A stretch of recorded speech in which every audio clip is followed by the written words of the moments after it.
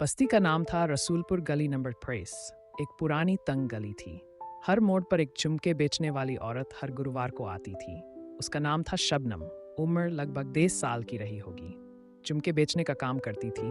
देखने में वह बहुत सुंदर थी।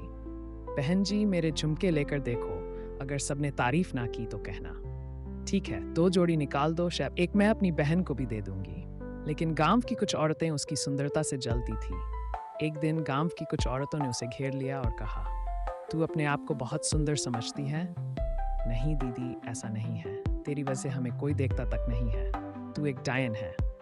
सब पर जादू किया हुआ है। इतना कहकर सबने शबनम को पीट पीट कर मार डाला। उसकी लाश को नाले में फेंक दिया। 30 साल तक सब ठीक था। फिर एक दिन एक और औरत आई। झुमके ले लो झुमके। लाल आंखें और हाथ में एक लोहे की पुरानी थाली थी।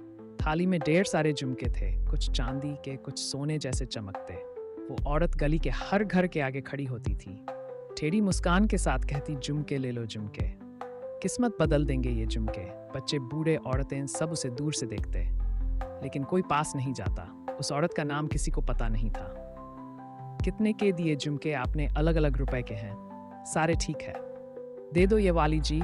ठीक है। औरत मुस्कुराई और झुमके देकर चली गई। जैसे ही वह गई, शिवानी भी अंदर चली गई और झुमके अलमारी में रख दिए। फिर वीरवार का दिन आया।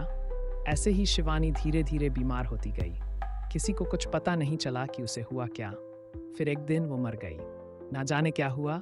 शिवानी तो बिल्कुल ठीक थी। पता नहीं, मुझे तो झुमके वाली पर शक है। कहते हैं जिसने उसके झुमके खरीदे उसकी जिंदगी बदल गई। लेकिन कैसे बदली ये कहानी हर बार अधूरी रह जाती। झुमके वाली वहीं खड़ी मुस्कुरा रही होती है।